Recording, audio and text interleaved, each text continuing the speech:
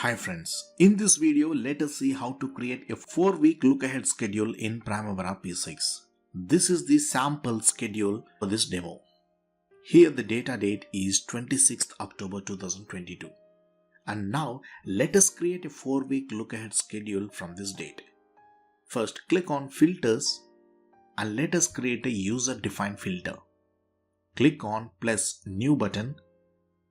Give a name as 4-week look ahead. Before mentioning the conditions, ensure that you select the option any of the following. In the first line, mention the parameter as start, condition as within range of, value dd which is data date, and high value as dd plus 4w. 4W means 4 weeks.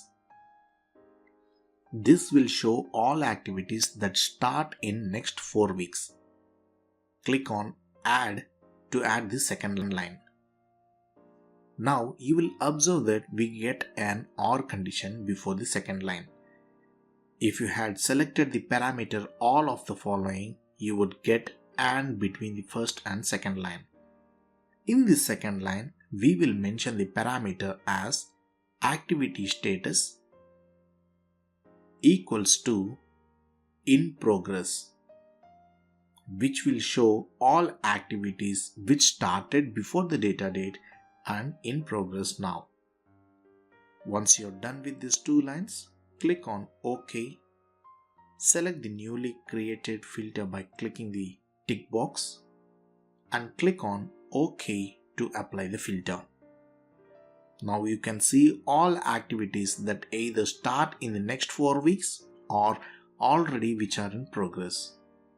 With this look ahead schedule, you can plan your project activities for the next 4 weeks.